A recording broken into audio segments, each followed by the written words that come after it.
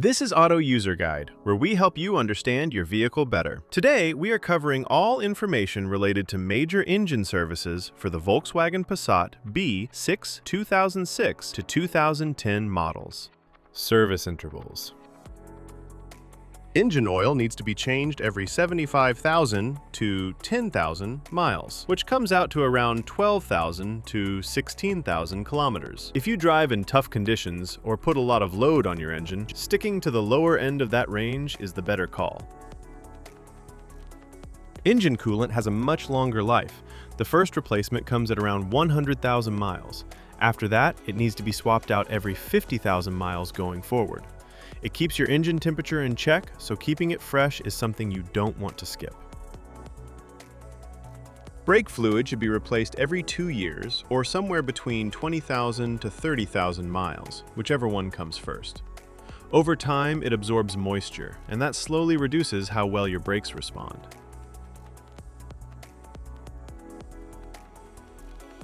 Engine oil. Engine oil capacity. Alright, so when it comes to engine oil capacity, the amount your car needs depends on the size of its engine.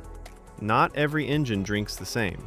If your car runs a 2.0-liter turbo 4-cylinder engine, the total oil capacity, including the filter, is 4.9 US quarts, which comes out to about 4.6 liters. That's your number every time you do an oil change.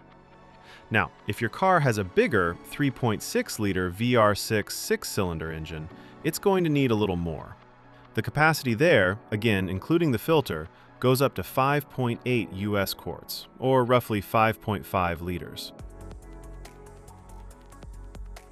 Recommended engine oil. Now let's talk about which engine oil you should be using. The recommendation is to go with a genuine engine oil, or any good quality commercial engine oil, if it matches the right type and viscosity for the temperature in your area. That last part matters more than people realize. The oil that works well in a cold climate isn't always the best choice for somewhere hot, so always check the viscosity chart and pick accordingly. On the topic of synthetic oil, you can use it. Synthetic motor oil is perfectly fine as long as two things check out. It carries the API certification seal, and it matches the viscosity grade your engine calls for. If both boxes are ticked, you're good to go. Change engine oil and oil filter. Before anything else, change your oil and filter based on the maintenance message that shows up on your driver information display. That message is your reminder. Don't ignore it. Here's how the full process goes. Step 1. Start the engine and let it run until it reaches its normal operating temperature. Once it's warmed up, turn it off. Warm oil drains out much more easily than cold oil. Step 2. Open the hood and take off the engine oil fill cap. This helps the oil drain smoothly by allowing air in. Step 3. Get under the car and locate the undercover. Remove the Phillips head screws and slotted head screws by turning them 90 degrees counterclockwise. Then pull the undercover off. Step 4. Find the drain bolt at the bottom of the engine. Remove it along with the washer and let the old oil drain completely into a container placed underneath. Step 5. Remove the oil filter and let any remaining oil inside it drain out as well. Set it aside for proper disposal. Step 6. Before putting on a new filter, check that the old filter gasket didn't stick to the engine's contact surface. This is a small but important check. A leftover gasket can cause an oil leak. Step 7. Clean the contact surface on the engine block, wiping away any dirt or dust. Then install a fresh oil filter. Step 8. Put a new washer on the drain bolt and reinstall it back into the engine. Step 9. Pour in the recommended engine oil. Make sure you're using the right type and the correct amount for your engine size. Step 10. Put the oil fill cap back on securely and start the engine. Step 11. Let the engine run for a few minutes, then get underneath and check around the drain bolt and oil filter for any leaks. If you see drips, shut the engine off and address it before going further. Step 12. Turn the engine off and wait for about 3 minutes. This gives the oil time to settle. Then pull out the dipstick and check that the oil level is right where it should be. Now we're moving on to coolant and fluid specifications. Keeping your coolant at the right level is just as important as your engine oil. It keeps your engine from overheating and running into serious problems. Engine coolant, radiator. Before you touch anything, make sure both the engine and the radiator are completely cool. Never open the radiator cap on a hot engine. The pressure inside can cause boiling coolant to spray out and burn you. Once everything is cool, place your hand on the radiator cap and turn it just 1/8 of a turn counterclockwise. This releases any built-up pressure inside the cooling system. Give it a moment to settle. Now push the cap down and continue turning it counterclockwise to fully remove it. Look inside and check the coolant level. It should be right up to the base of the filler neck.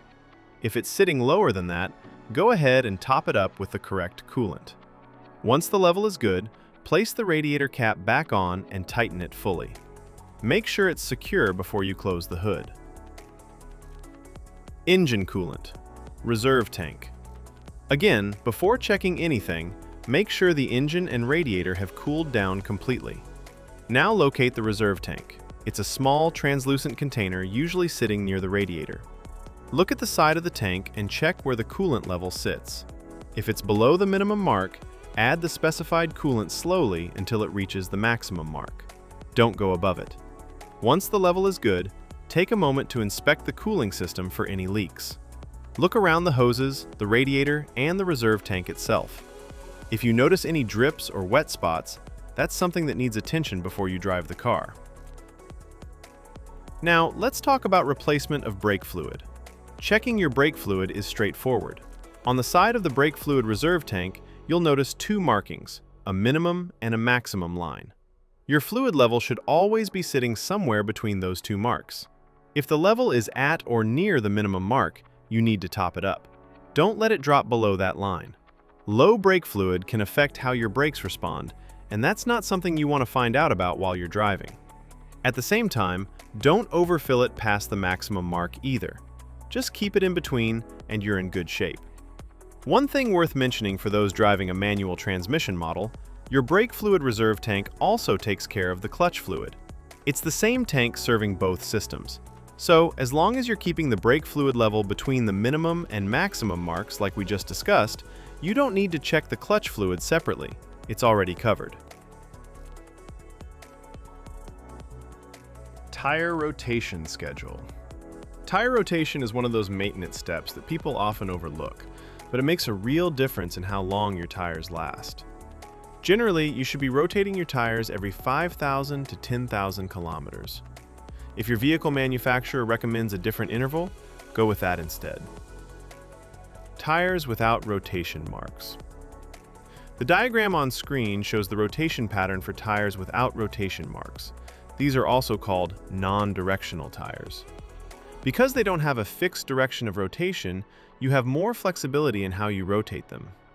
In this pattern, the front left tire moves straight back to the rear left position, and the front right tire moves straight back to the rear right position. Then, at the next rotation interval, the rear tires cross over, the rear left moves to the front right, and the rear right moves to the front left. This cross-rotation method spreads the wear more evenly across all four tires, which helps them last longer overall. Tires with rotation marks. The diagram on screen now shows the pattern for tires with rotation marks, commonly known as directional tires. You'll notice an arrow on the sidewall of these tires, and that arrow tells you which direction the tire is meant to spin. It only works one way. Because of that, you can't cross these tires from one side of the vehicle to the other. The rotation here is simpler. Tires just swap between front and rear on the same side. The front left goes to the rear left comes up to the front left, and the exact same thing happens on the right side. It's a straightforward swap, just without the crossing over that you do with non-directional tires. Now let's talk about the fuel tank capacity. Your fuel tank holds a total of 18.5 US gallons, which is equal to 70 liters. Thanks for watching this video. I really hope it helped you understand things a little better. If you found it useful, give it a like. And if you haven't subscribed yet, hit that subscribe button so you don't miss the next one. Drop your thoughts or questions in the comments below. I'd love to hear from you. It genuinely means a lot.